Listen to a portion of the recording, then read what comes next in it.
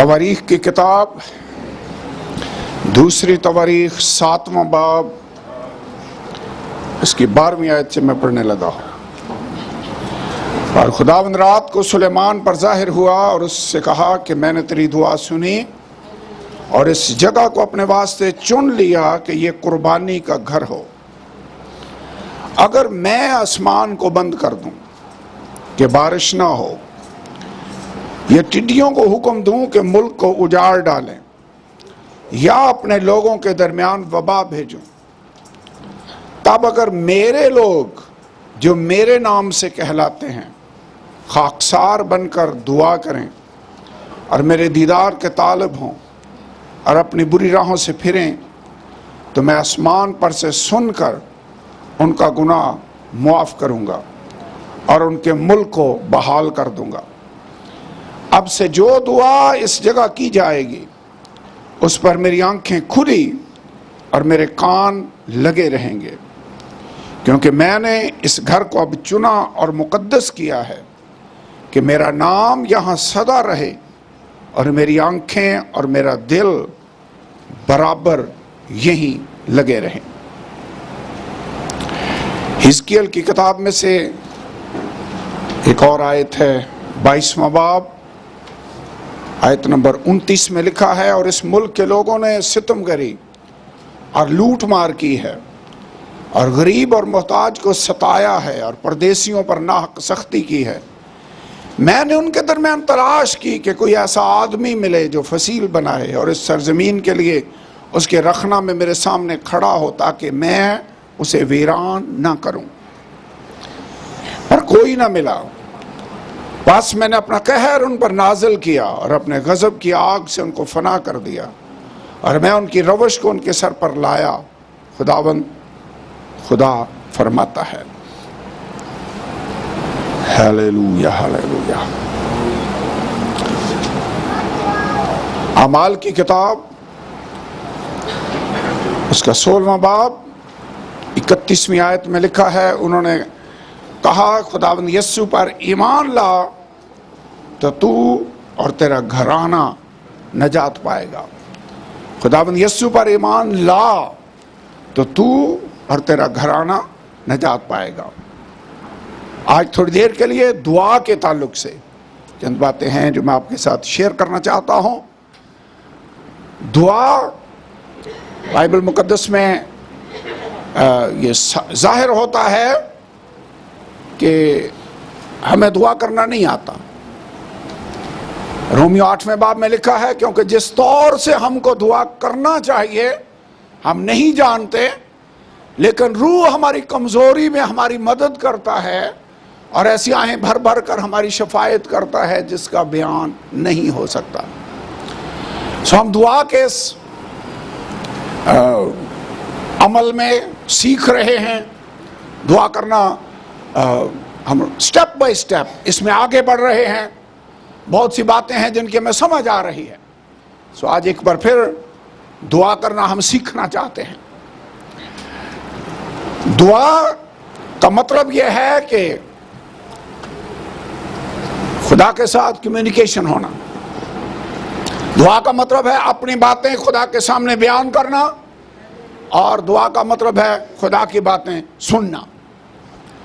अगर दुआ सिर्फ एक तरफा ही है और उधर से आगे से कोई जवाब नहीं आ रहा, तो यह सही दुआ नहीं है। दुआ का मतलब है अपनी बातें खुदा के सामने रखना और खुदा की बातें सुनना। हमें मुख्तलिफ बातों के लिए दुआ करने की जरूरत है। आपको कितनों को याद है, मैंने एक दिन खुदा का कलाम ये सुनाया था कि हमारी फैमिली बड़ी इंपॉर्टेंट है, हमारे बीवी बच्चे इंपॉर्टेंट हैं। इब्लीस अगर आपको वाकई तकलीफ देना चाहता है तो वो आपकी फैमिली पर अटैक करता है, क्योंकि ये जानता है कि ये बात इसके लिए सबसे ज्यादा तकलीफ का बायस होगी। मुकाशफा की किताब उसके 12वें बाब में मैंने ये आपको पढ़कर बताया कि वो औरत एक वहां पर नजर आती है, और जो बेटा पैदा होने वाला है, अभी बेटा पैदा नहीं हुआ, कि इब्लीस वहां पर नजर आता है जो इस कोशिश में है कि उस बच्चे को निगल जाए। इब्लीस दरअसल हमारे बच्चों को तबाह करना चाहता है, वो उन्हें जहन्नम में लेकर जाना चाहता है। हम माँ बाप होते हुए अपने बच्चों से प्यार करते हैं, हम उनको जहन्नम में जाने से बचाना चाहते हैं, हम उन्हें खुदा की हजूरी में लेकर आना चाहते हैं। अब ये कैसे करेंगे? आज जो पहली बात मैं आपको बताना चाहता हूं वो ये है कि कैसे हमें अपने बच्चों के लिए, अपने खानदान के लिए दुआ करनी चाहिए। ये तो ऑलरेडी मैं आपको बता चुका हूं कि ये बड़ा हम है, इब्लीस हमारे बच्चों को निगलना चाहता है, हमें अपने बच्चों के लिए दुआ करने की जरूरत है। लेकिन दुआ करें कैसे, ये मैं आज आपको बताने लगा हूं। सीखना चाहते हैं कैसे दुआ करें, क्योंकि हम अपने बच्चों से मोहब्बत रखते हैं। How to pray for our children, कैसे हमें दुआ करनी चाहिए। ये आयत मेरे सामने है, बाइबल मुकद्दस में लिखा है, पौलुस और सिलास जब उस दिन उस जेल खाने में थे, जेल खाना हिलने लगा, दरोगा जाग उठा, जेल के दरवाजे खुल गए और उसने समझा कि कैदी भाग गए हैं। सो वो कांपता हुआ पौलुस और सिलास के आगे गिरता है और उसने उनसे एक सवाल किया, ऐसा है वो मैं क्या करूं कि नजात पाऊं। पौलुस ने जवाब दिया, यीशु पर ईमान ला तो तू और तेरा घराना नजात पाएगा। यह है आयत, यीशु पर ईमान ला तो तू और तेरा घराना नजात पाएगा। दुआ का एक असूल जो हम ऑलरेडी सीख चुके हैं वो ये है कि जब आप दुआ करें, हमारी दुआएं खुदा के कलाम के मुताबिक होनी चाहिए, क्योंकि जो दुआ खुदा की मर्जी के मुताबिक होगी, खुदा उसका जवाब देता है। अगर दुआ खुदा की मर्जी के मुताबिक नहीं है, खुदा के कलाम के मुताबिक नहीं है, उसका जवाब आपको नहीं मिलेगा। यूहन्ना के खत में लिखा है, हम जानते हैं कि अगर कुछ खुदा की मर्जी के मुआफिक मांगते हैं तो वो हमारी सुनता है। हमारी दुआएं खुदा के कलाम के मुताबिक होनी चाहिए। हम जब दुआ करें, हमें अपनी दुआ में खुदा के कलाम की आयतों को याद दिलाना चाहिए, खुदा को कोट करें, उसे कहें, खुदावन तूने अपने कलाम में यह फरमाया है। यशायाह की किताब में मैंने यह आयत आपको बताई है। खुदावन कहता है, मुझे याद दिला। हमें याद दिलाना होगा। अगर बाकी बातों के लिए हम खुदा को याद दिलाएं और उसके वादे को बेस बनाकर दुआ करेंगे, तो अपने खानदान की निजात के लिए जिस वादे को आप बुनियाद बनाकर दुआ कर सकते हैं, वो वादा अमाल की किताब उसके 16वें बाब में है। कौन सा वादा है? यीशु पर ईमान ला तो तू और तेरा घराना निजात पाएगा। कैसे हमने दुआ करनी है? खुदावंद मैं अपने घराने के लिए दुआ कर रहा हूं, दुआ कर रही हूं। तूने यह वादा किया है कि यीशु पर ईमान ला तो तू और तेरा घराना निजात पाएगा।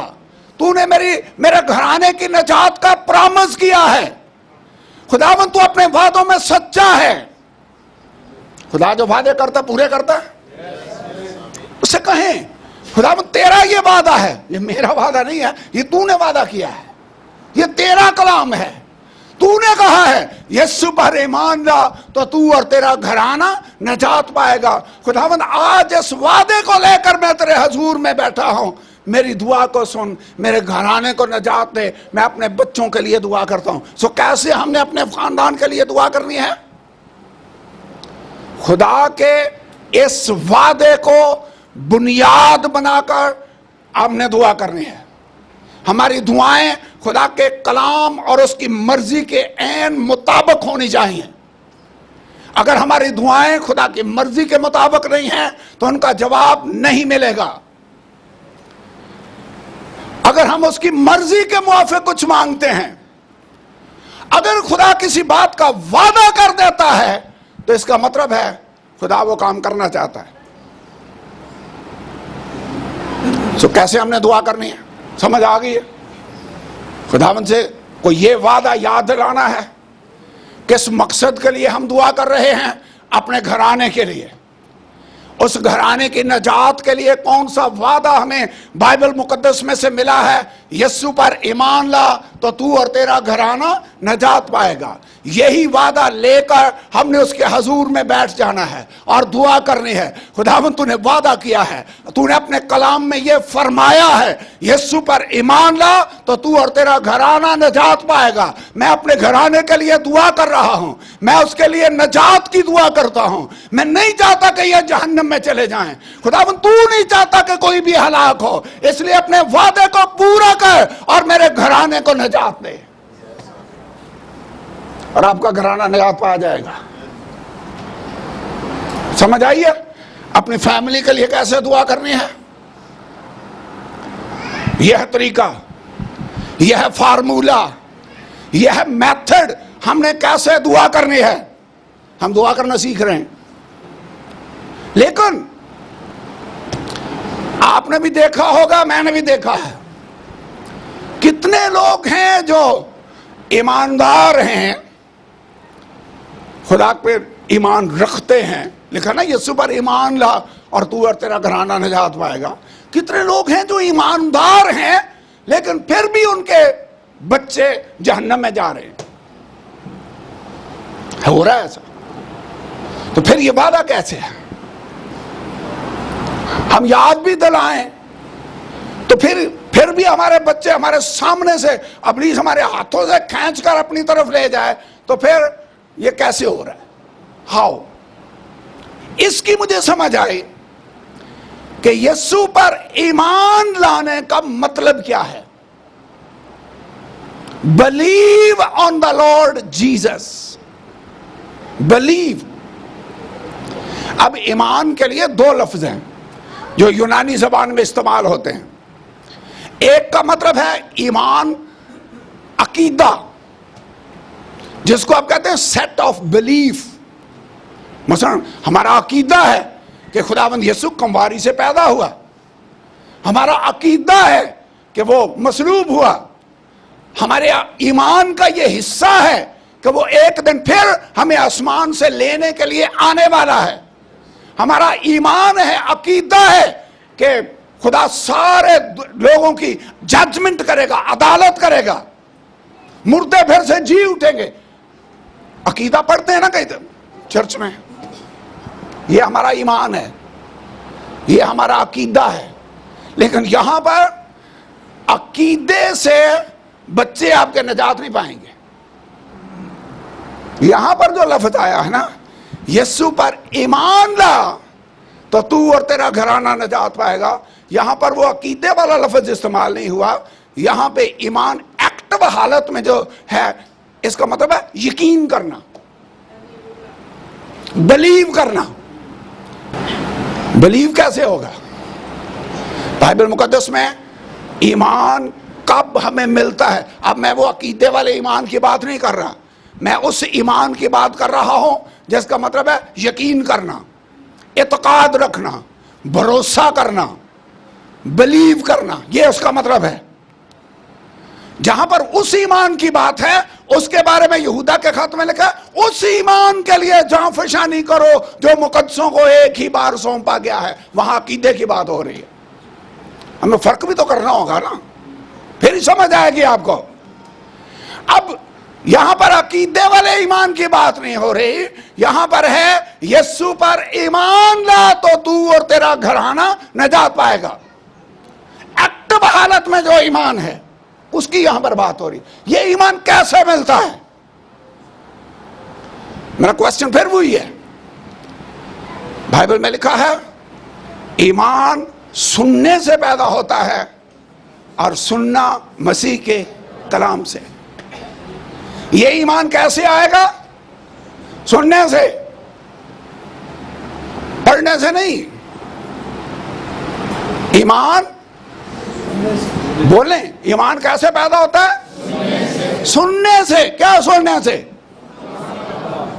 खबरें सुनने से नहीं, ठीक है, अखबार पढ़ने से नहीं, क्या सुनने से? खुदा का कलाम। कलाम के लिए भी दो लफ्ज हैं जो इस्तेमाल होते हैं, एक है लोगोस, एक है रेमा। उर्दू में दोनों के लिए ही कलाम इस्तेमाल होता है, लेकिन यूनानी में लफ्ज दो हैं जो कलाम के लिए इस्तेमाल होते हैं। लोगोस का मतलब है लिखा हुआ कलाम खुदा का, जो तहरीरी हालत में खुदा ने हमें दे दिया, इसमें कोई तब्दीली नहीं हो सकती। जो खुदा ने बात 2000 साल पहले कही है वही बात आज भी सही है। खुदा का कलाम ला तब्दील है। लिखा तेरा कलाम अब तक अटल है, आसमानों में कायम है। Your word is settled for ever in heaven, ये बाइबल में लिखा हुआ है, फॉर एवर सेटल्ड है। यह है लोगोस। दूसरा लफ्ज जो इस्तेमाल होता है वो रीमा। रीमा का मतलब है स्पोकन वर्ड ऑफ गॉड, जो खुदा हमसे कलाम करे। यह कलाम लिखा हुआ है, लेकिन जब खुदा आपसे कलाम करे, आप खुदा की आवाज को सुने, जब वो कलाम करे तो इसका मतलब है खुदा आपसे कह रहा है कि मैं ऐसे करूंगा। और वो जब कलाम कर ले तो फिर हमारा ईमान मजबूत हो जाता है, फिर हम खड़े हो जाते हैं कि इसका मतलब है ये काम हो जाएगा, क्योंकि खुदा ने कह दिया है। वैसे खुदा अगर कलाम करे, कहे, तो वो पूरा होगा, होगा। लिखा हुआ कलाम भी पूरा होगा, और अगर खुदा कुछ कहता है कि मैं ऐसे करूंगा तो इसका मतलब है वो वैसा करेगा। यही पेशन गोइयां होती हैं, यही प्रोफेसी गिनी जाती है। तो यीशु पर ईमान ला और तू और तेरा घराना निजात पाएगा। इसका मतलब यह है, ईमान कैसे आएगा? दुआ में, कलाम सुनने से। रीजन मैं आपको एक्सप्लेन करना चाहता हूं। एक दिन एक बदरू गिरफ्तार शख्स, जिसमें मिर्गी की बदरू थी उस लड़के में, उसका बाप उसको यीशु के पास लेकर आए। पहले शागिर्दों के पास रहे, शागिर्द उस बदरू को ना निकाल सके। यीशु आया, उसने निकाल दी। शागिर्दों ने कहा खुदावंद हम इसको क्यों ना निकाल सके? यीशु ने क्या कहा? क्यों भाई जी? क्या वजह दी उसने? अपने ईमान की कमी के सबब से। क्यों बदरू नहीं निकली? ईमान की कमी के सबब से। अगली आयत में लिखा है मगर ये किस्म दुआ और रोजे के बगैर नहीं निकलती। दूसरे लफ्ज़ में मतलब सीधा सा है कि दुआ में जब आप बैठेंगे आपका ईमान बढ़ेगा। जब आप दुआ करने लगते हैं, जब आप किसी भी बात के लिए दुआ कर रहे हैं, बैठे हैं खुदा की हजूरी में, खुदा कलाम करे, और जब वो कलाम करता है हमें यकीन हो जाता है कि मेरी दुआ उसके हजूर पहुंच चुकी है। और जब ये स्टेज आ जाए तो इसका मतलब है जवाब मिल गया है, चाहे जवाब नजर आता हो या ना आता हो। रूह में आपको पता चल गया कि जवाब मिल गया। कैसे? इसीलिए लिखा हुआ है ईमान अनदेखी चीजों का सबूत और उम्मीद की हुई चीजों का इत्माद है। अनदेखी चीजों का सबूत, इसका मतलब आपको नजर नहीं भी आ रहा जवाब, तो भी आपके पास सबूत ईमान की शक्ल में है कि मुझे जवाब मिल गया। मैं आपको इसकी एग्जाम्पल देता हूं। हन्ना कितने साल अपने खामंद अलकाना के साथ खुदा के घर में आती रही और दुआ करती रही, लेकिन आज जब वो एली काहन कुर्सी पर बैठा हुआ था और हन्ना जार जार रो रही है और दुआ कर रही है और खुदा के सामने फरियाद कर रही है, और जब वो दुआ कर चुकी तो एली को समझ नहीं आई इसने क्या दुआ की है। उसने समझा ये नशे में शायद बातें कर रही थी। आज भी कई लोगों को समझ नहीं आते, जब हम दुआ करते हैं वो समझते हैं ये ऐसे पागल हुए हैं। वो कह रहा था तू कब तक नशे में रहेगी? वैसे अन्ना नशे में थी ना, वो दुआ कर रही थी। पेंतिकोस के दिन भी जब रूह कुछ नाज़िल हुआ तो लोग कह रहे थे कि ताजा महक का नशा में है। लोगों की बातों की परवाह ना करें। लोग क्या कहते हैं? एली जैसे लोग ऐसी बातें करेंगे। एनीवे, बाइबल के अंदर लिखा है, उसने कहा इसराइल का खुदा तेरे दिल की मुराद को पूरा करेगा। तब वो औरत उठी और उसका चेहरा उदास न रहा। इत्मीनान मिल गया, सुकून मिल गया। सैमुअल 1 साल के बाद पैदा हुआ है, उसका चेहरा उसी दिन ही ठीक हो गया, उदासी खत्म। इसका मतलब क्या है? दुआ जब वो कर रही है, दुआ में उसे ईमान मिल गया, उसे यकीन हो गया कि खुदा ने मेरी दुआ का जवाब दे दिया है। अगरचे जाहिरी तौर पर जवाब सैमुअल की शक्ल में 1 साल बाद उसको मिलता है, लेकिन रूह में उसे समझ आ गई थी कि जवाब मिल गया है। इसका मतलब पता क्या है? जब हम अपने बच्चों के लिए दुआ कर रहे हो, ये मेरी बात को गौर से सुनना है, जब आप अपने बच्चों के लिए दुआ कर रहे हैं, जैसे हन्ना अपने पैदा होने वाले बच्चों के लिए दुआ कर रही थी, तो उनकी नजात के लिए दुआ करें, उनकी नजात के लिए ये कहें, खुदावंद तूने फरमाया है यीशु पर ईमान ला तो तू और तेरा घराना नजात पाएगा। मैं तुझ पर ईमान लाया हूं, मैं तेरा यकीन किया है, मैं तेरे साथ चलता हूं। खुदावंद मैं तेरे वादे का यकीन करता हूं। अपने कलाम को पूरा कर। अपने बच्चों के लिए रोएं और दुआ करें, क्योंकि यीशु ने कहा जब औरतें रोती हुई उसके पीछे आ रही थीं, उसने कहा मेरे लिए ना रो बल्कि अपने और अपने बच्चों के लिए रो। हमें अपने बच्चों के लिए आंसू बहाने की जरूरत है? मेरे ख्याल में हमें रोने की जरूरत है। रोएं, दुआ करें, और दुआ में एक दिन वो स्टेज आ जाएगी जब आपको यकीन हासिल हो जाएगा कि मेरी दुआ खुदा के हुजूर पहुंच गई है। और जब ईमान की वो स्टेज आ गए, आपके बच्चे बच जाएंगे। इस आयत का मतलब समझ में आया? इस आयत का मतलब सिंपली नॉमिनल क्रिश्चियन होना नहीं है, अकीदे को फॉलो करने वाला नहीं है। इसका मतलब है ईमान में जब खुदा आपसे कलाम करे और खुदा की तरफ से आपको तसल्ली मिल जाए तो आपके बच्चे निजात पा जाएंगे। क्योंकि शर्त ईमान है। क्या आपको ईमान का वो लेवल मिल गया है दुआ में? अगर नहीं मिला, दुआ करना जारी रखिए। कैसे दुआ करें? खुदा के वादों को बेस बना कर दुआ करें। कैसे दुआ करें? उतनी देर तक दुआ करना जारी रखें जब तक जवाब मिल नहीं जाता। बेवा औरत और बेइंसाफ काजी की तमसील यीशु ने सुनाई। उसने वो बेवा बार बार काजी के पास आती रही जब तक उसको इंसाफ मिल नहीं गया। यीशु ने कहा, ओ सुनो, ये बेइंसाफ काजी क्या कहता है? क्या खुदा अपने बरगुज़ीदों के बारे में देर करेगा जो दिन रात उससे फरियाद करते हैं? कैसे में दुआ करनी है? उतनी देर तक दुआ करते रहना है जब तक हमें जवाब मिल नहीं जाता। लेकिन जवाब मिलने से पहले आपको रूह में सेटिस्फैक्शन मिल जाएगी, आपको इत्मीनान मिल जाएगा, आपको तसल्ली हन्ना की तरह मिल जाएगी। शायद फिजिकली जवाब आपको चंद दिनों बाद मिले, लेकिन रूह में तसल्ली आपको उसी वक्त मिल जाएगी। और जब वो तसल्ली मिल जाए, उठें, यीशु का शुक्र अदा करें, क्योंकि आपकी दुआ सुन ली गई है और जवाब आने वाला है। Answer is on the way. पता नहीं कितना टाइम लग जाए। कई दफा मैं किसी को पूछता हूं कहां है, आगे से वो आजकल फोन का जवाब भी नहीं देते, वो कहते हैं I am on the way. और ऑन द वे का मतलब ये भी हो सकता है घंटे बाद आए, और ऑन द वे का ये मतलब भी होता है कि 10 मिनट में आ जाए।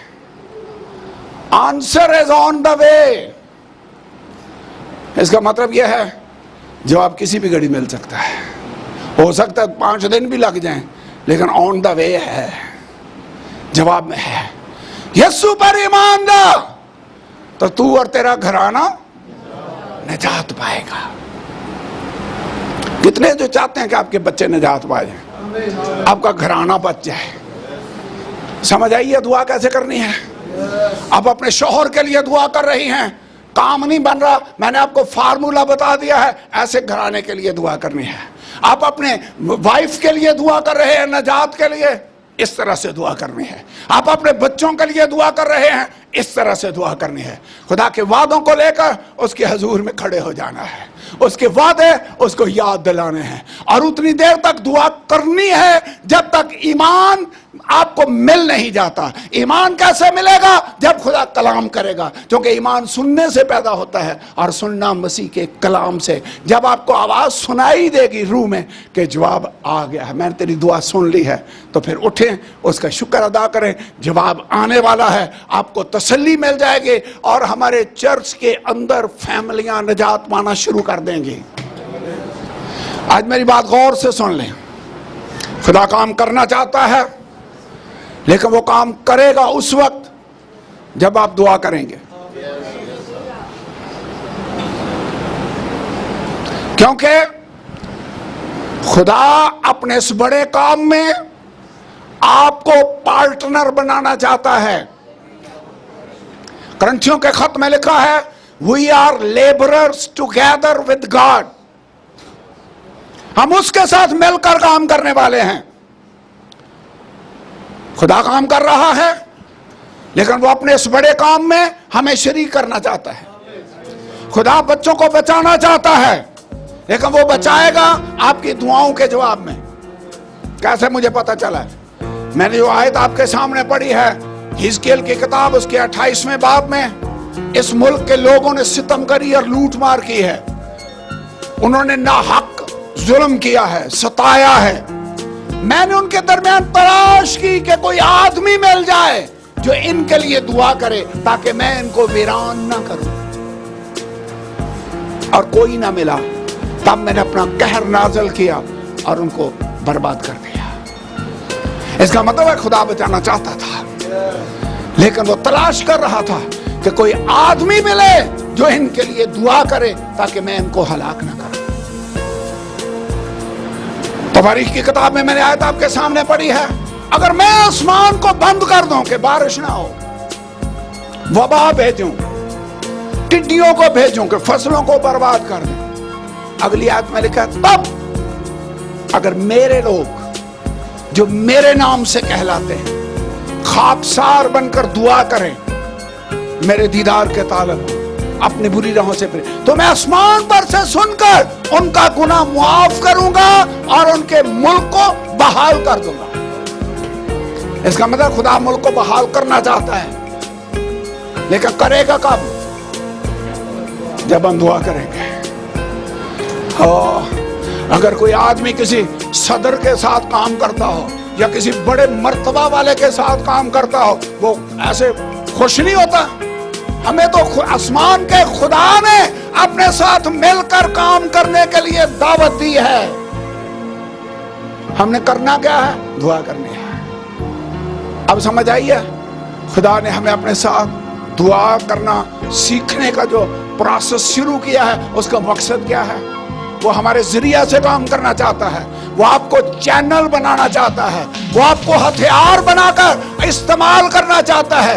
यह है रीजन क्यों हमें वो दुआ करना सिखा रहा है। मैंने पिछले दिनों आपको एक दिन ये टीच किया था, अगर खुदा किसी बात के लिए आपको बोझ दे रहा है दुआ करने के लिए, तो इसका मतलब है खुदा वो काम करना चाहता है।